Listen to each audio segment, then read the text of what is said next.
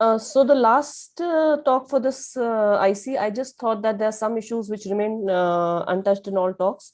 And that is basically some dilemmas which we face, cross-linking conundrums, and some tips and tricks to take away.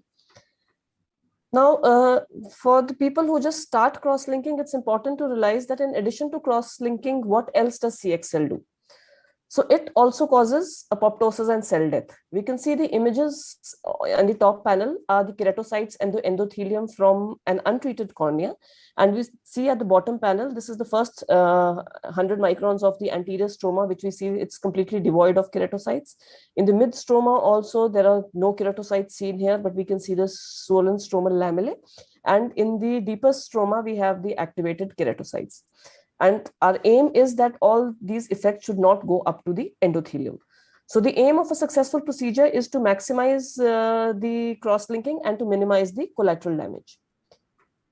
Now, the other thing is, what about the dye that we use? Dextran riboflavin or hypoosmolar riboflavin? Does it even matter? And should we even bother? So to answer this question, we have to look at both experimental evidence as well as its clinical relevance, if there is any. Now, this was a study which was published in JRS in 2017, and this was done on porcine eyes, porcine corneoscleral rims, basically, and it had two very important findings. So they compared dextran riboflavin versus HPMC riboflavin, because now the more and more the riboflavins, that solutions that we get are coming in at HPMC. So they showed that the dextran riboflavin was more concentrated in the anterior stroma, up to 70 to 80 micrometers, whereas the HPMC riboflavin was more concentrated in the posterior stroma. That is, it went up to deep, up to 260 micrometers.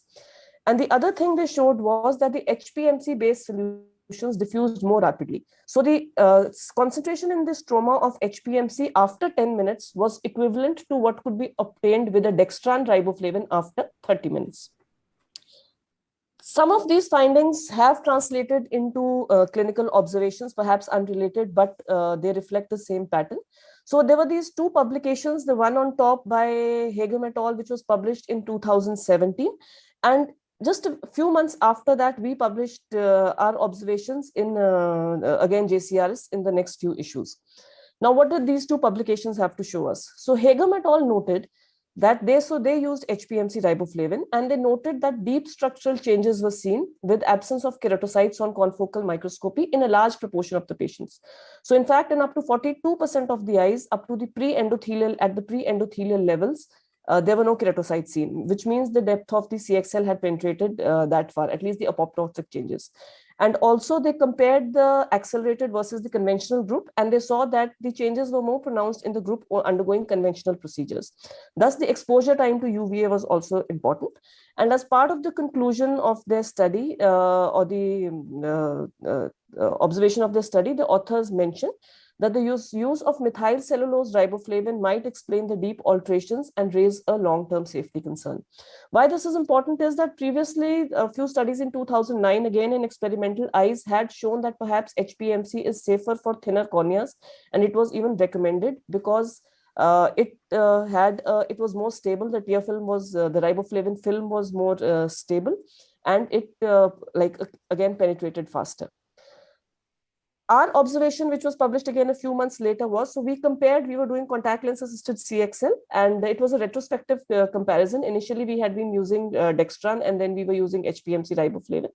And we saw that the demarcation line with HPMC riboflavin was much deeper. And this was statistically significant, there was almost an 80 to 90 micron difference. And the demarcation line again was predesmatic, as we can see in the image to our right.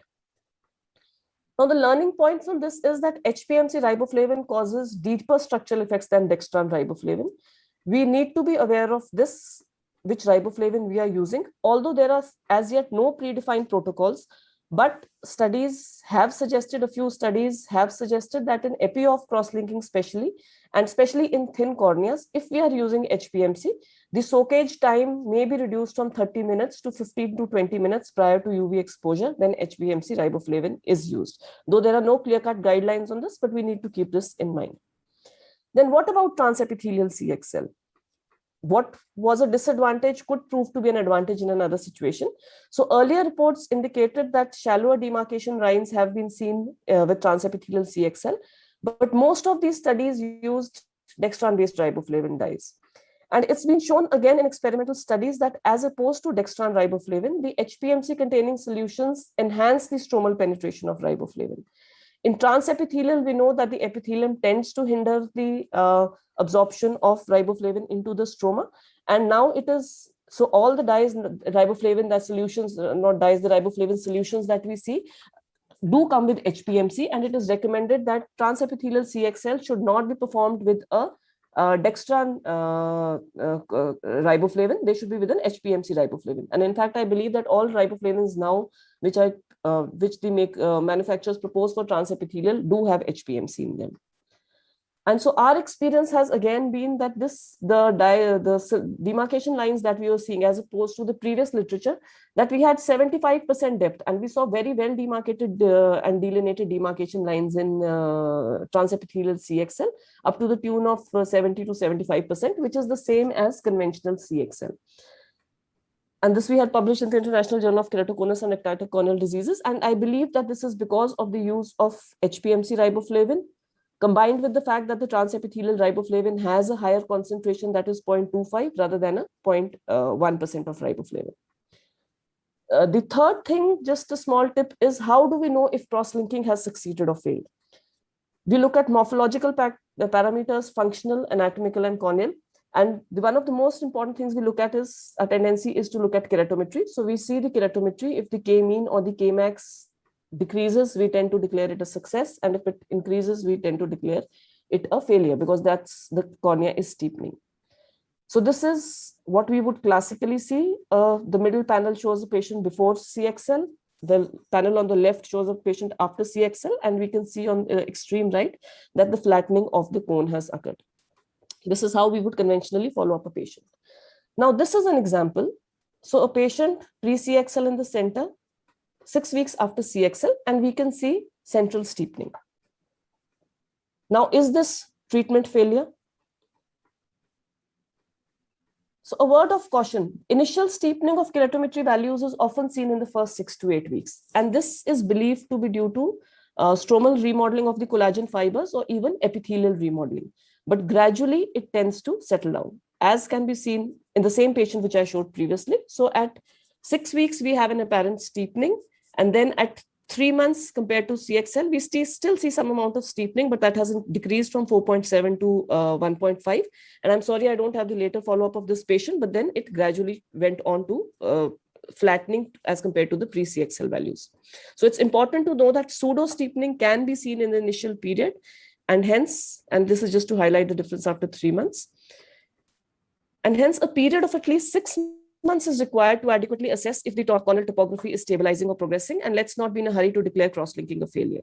The other thing is that post-CXL corneal pachymetry values are also often less than the procedure values in the initial period, and this again should not be mistaken for progression. The apparent lack of corneal thickness may be because of increased compaction of stromal fibers, a fallacious measurement because of which the haze occurs initially, or a combination of both. This was a slide which I had skipped over in the initial presentation. Do we do transepithelial in CXL? In pediatric patients, I myself am not sure. I would like the opinion of Professor Amit and Dr. Jain also on this. What literature tells us is that a lot of studies tell us that both procedures are comparable. None really shows that it is better, and a couple show that it is not as good as transepithelial CXL. So I am myself not clear about whether we should go ahead with transepithelial in pediatrics, especially if it is very aggressive. I think the epi-off technique, if the corneal thickness permits, would be better. So the only clear-cut indication for transepithelial perhaps is a patient with a thin cornea, and apprehensive patients with Down syndrome, where we may not be able to follow up an epithelial thinning. Pediatric is, I think, one would depend on one's own experience. We have started doing it more and more, but literature does not give us very clear guidelines as of now. And the last thing, other decisions to consider, cross-linking, which I think Dr. Amit has already mentioned, just a reiteration of that, is also important in a case with a perceived risk of progression. So that is important. For example, if you see a young child with a very severe VKC, a deterioration of visual acuity is not required. And these are the recommendations of the global consensus. There is no age below or above which CXL should be done or not done if we see progression, and no visual acuity also above which it should not be done if we do document progression. So basically, if there's a significant risk of progression, then cross-linking can be done. And the last is that what I was mentioning earlier, if one has access to epithelial mapping, one can do a preoperative epithelial mapping, because we know that the epithelium tends to thin over the cone, to see what is the epithelium over the thinnest area of the cone, and how much would it decrease, how much would the stromal thickness decrease intraoperatively once we remove the epithelium. Of course, this can be combined and should be combined with intraoperative pachymetry. So these are some of the things which one should keep in mind probably while doing CXL. Thank you very much.